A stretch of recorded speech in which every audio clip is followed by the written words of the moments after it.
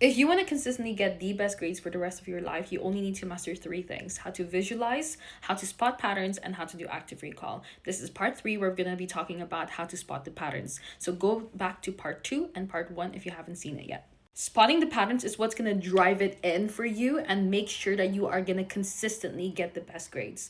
You are going to spend so much time doing all the rest, but you're only going to get about 80% there. This method is going to get you 100% there, okay? What top 1% students do, and they probably don't know if they actually do this, but I do this, obviously, because I'm a top 1% student, is that I am able to look at an exam paper and see a diagram and immediately predict what question is going to come next. That is pattern work. You want to be able to predict the question that will come from just looking at diagrams, data, tables, whatever it is. Sometimes not even that. Sometimes I get one question, like a part one question, and I can already predict what part two is going to be. And the only reason why I'm able to do that is because I grind past papers. Humans are designed to be quite good at spotting patterns.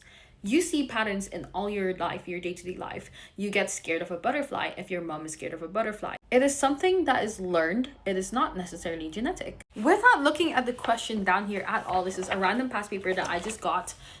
I can already predict what's going to come up in the question down here just from looking at that.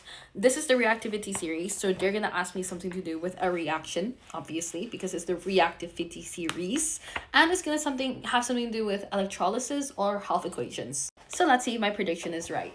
First question is, give a balanced equation for the reaction of potassium and calcium hydroxide. Exactly what I said. Give the health equation of calcium in this reaction. Exactly what I said. It is so subtle, but did you see the method that I did there? What I did there was look at the diagram, immediately think about what topic that diagram was for, and then my brain immediately go through what type of questions they usually ask in that question, in that topic itself. But the only way for you to be able to know all of those details is to do a bunch of these past papers. For my exams, I did 200 past papers for every single subject. You don't have to do 200. It's just that was the only thing I was doing for revising, and therefore I did a lot.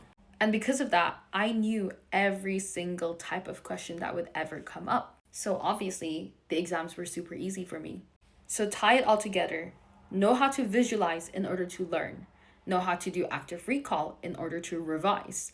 And lastly, know how to do pattern work in order to do the exams.